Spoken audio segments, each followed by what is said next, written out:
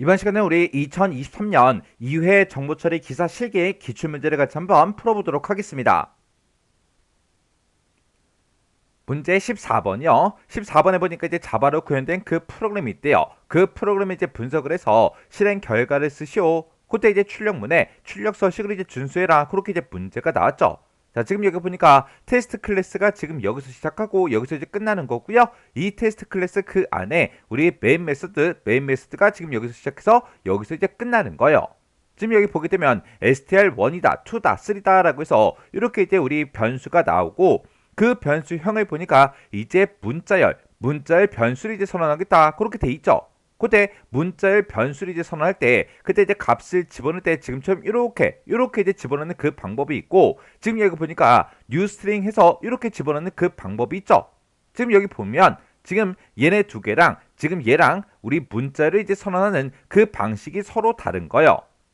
해서 우리 이제 문자의 선언 방식에 대해서 이제 문제가 났는데 우리 이제 자바에서는 문자를 선언하는 그 방식에는 지금처럼 이렇게 이제 크게 두 가지가 있습니다. 지금처럼 이렇게 이제 리터럴을 이제 대입하는 그 방법이 있고요. 그리고 우리가 이제 뉴스트링 얘를 이용해서 우리가 이제 객체를 생성한 후에 문자를 대입시키는 그 방법이 있고 이렇게 두 가지가 있습니다. 지금 여기 이제 코드에 보게 되면 우리 스트링 str1이다 2다 라고 해서 이곳에다가 이제 프로그래밍이라는 이 문자열을 집어넣어라 그렇게 했죠. 그러면 str1이라는 그 변수에는 이 문자열이 바로 이제 저장이 될 거예요. 그리고 str2에도 이 프로그래밍이다 라고 해서 이 이제 문자열을 바로 이제 직접 저장을 이제 시켜주겠죠. 이렇게 이제 문자의 그 변수에 값을 바로 저장하는 그 방식을 보고 우리가 이제 리터럴 대입 방식이다. 그렇게 이제 부르는 거예요. 그리고 지금 여기 보게 되면 스트링 str3에다가 우리가 이제 프로그래밍 요 이제 문자열을 이제 대입을 시킬 때 그때 이제 뉴스트링 요걸 이제 사용했죠. 이렇게 우리 이제 뉴스트링 얘로 이제 객체를 생성한 다음에 이제 문자열을 대입시키는 그 방식이 있다고요. 그러면 이 방식과 이 방식이 어떻게 다른지 그거 잠깐 보자고요. 예를 들어서 지금처럼 이렇게 이제 메모리 영역이 이렇게 이제 있어요. 이렇게 이제 메모리 영역이 있을 때 이 메모리 영역 중에서 문자열을 이제 따로 저장할 수 있는 그 공간이 따로 이제 생성이 됩니다.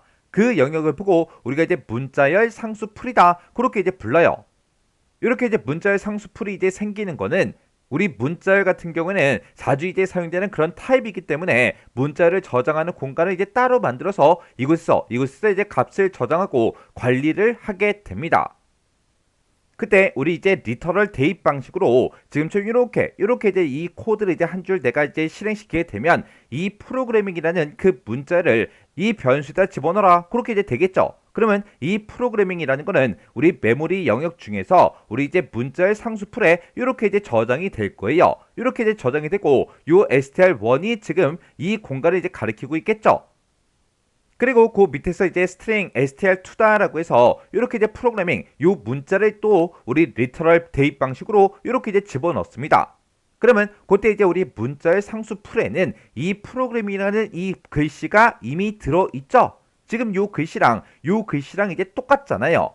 이렇게 똑같은 그런 이제 데이터가 만약에 저장이 된다 그랬을 때는 그 밑에 이제 우리 프로그래밍하고 그 값이 이제 저장이 되는 게 아니라 이미 그 값이랑 똑같은 그 값이 있기 때문에 이 영역을 str1에서도 이제 참조를 하고 str2에서도 이 영역을 이제 참조를 한다고요.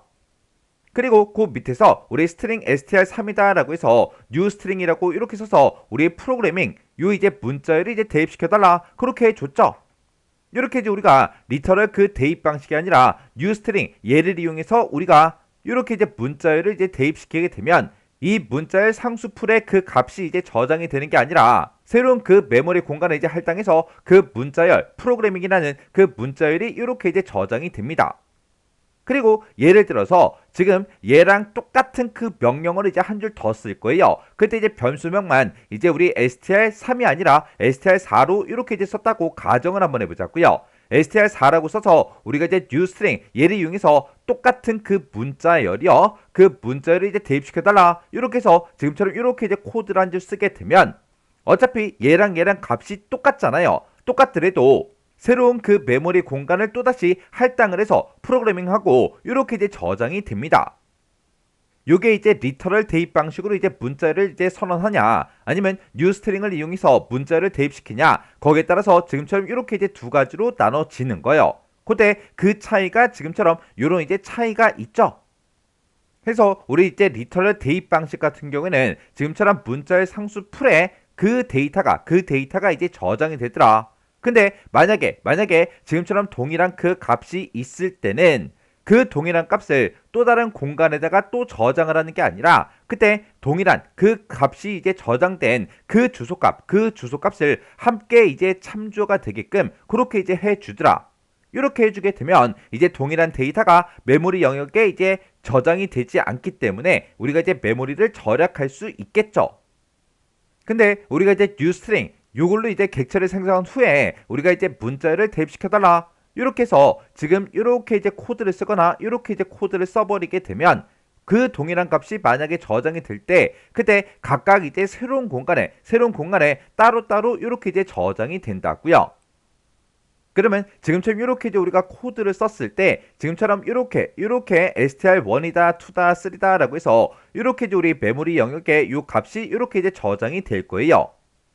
그러면서 이제 그 밑에서 이제 시스템하고 프린트 ln하고 이렇게 이제 코드가 쭉쭉쭉 나왔죠.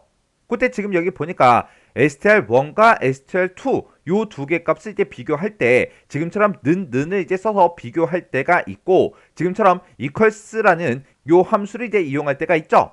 그러면 얘랑 이제 어떤 차이가 있는지 그거 잠깐 보자고요. 우리가 이제 넣는 요 연산자를 이제 쓰게 되면 우리 참조하는 그 주소 있죠. 그 참조 주소를 서로 비교해 주는 그 연산자예요. 해서 참조하는 그 주소가 똑같아? 그렇게 이제 물어보는 게 우리 이제 넣는 요 연산자고, 그리고 이제 equals하고 이렇게 이제 쓰게 되면 얘는 이제 실제로 그 메모리 공간에 들어있는 그 값 자체를 이제 비교해주는 그 함수입니다. 그러면 지금 여기서 우리 첫 번째 줄에서 str1과 str2에 참조하는 그 주소가 똑같아? 그렇게 이제 물어봤어요. 지금 우리 이곳을 봤을 때 우리 이제 str1과 str2는 동일한 그 메모리 공간을 가리키고 있죠. 해서 주소가 이제 똑같을 거 아니에요. 해서 요 첫 번째 줄은 똑같다 해서 우리 true 값이 이렇게 이제 나올 거고요. 그리고 우리 두 번째 줄에 보게 되면 이제 str1과 str3 이 두 개 값을 이제 비교하는데 그때 이제 참조 주소를 이제 서로 비교한다 그랬죠. 그때 똑같아? 그렇게 이제 물어봤는데 str1은 지금 이곳을 가리키고 있고 str3는 지금 이곳을 가리키고 있다고요. 그때 참조하는 그 주소가 똑같다 다르더라. 왜? 서로 다른 공간을 이제 사용하기 때문에 그 주소는 당연히 다르겠죠. 해서 그때는 이제 똑같아? 그렇게 물어봤는데 똑같지 않으니까 이제 false하고 이렇게 이제 값이 나올 거예요. 그리고 그 밑에 보니까 str1과 str3를 서로 이제 비교하는데 그때 이제 equals라는 요 함수를 이제 이용한 거예요. 이 equals라는 요 함수는 실제로 들어있는 그 값을 서로 비교한다 그랬어요. 해서 우리 str1에는 지금처럼 프로그래밍 요 이제 문자열이 들어있고 str3에도 프로그래밍 요 이제 문자열이 들어있죠. 이 각각 이 값은 똑같은 그 값이잖아요. 해서 이렇게 이제 두 개 값을 비교했을 때 값이 똑같다. 그렇게 해서 우리 true라는 그 값이 이제 나올 거예요. 그리고 그 밑에 보니까 str2하고 str3요. 그 값을 또다시 이제 우리 equals라는 요 함수로 이렇게 묶어놨습니다. 그러면 str2가 지금 가리키고 있는 곳이 지금 이곳이고 이곳에는 지금처럼 프로그래밍하고 이렇게 이제 값이 들어있고 str3에도 우리 프로그래밍 요 값이 이제 들어있죠. 이 각각 이 값은 똑같은 그 값이잖아요. 해서 이제 true 값이 이렇게 이제 나올 거예요. 그때 이 값들을 각각 이제 출력하는데 그때 우리 이제 print ln이 전부 다 붙어있죠. 해서 우리 true 값을 출력하고 줄 바꿔주고 우리 false라고 쓰고 줄 바꿈하고 우리 true 값을 출력하고 줄 바꿈하고 true 값을 또 출력해 주겠죠. 그렇게 해서 우리가 이제 정답을 쓸 때 지금처럼 이렇게 서로 줄 바꿈을 해 가면서 이렇게 이제 우리가 결과값을 이제 써주면 됩니다.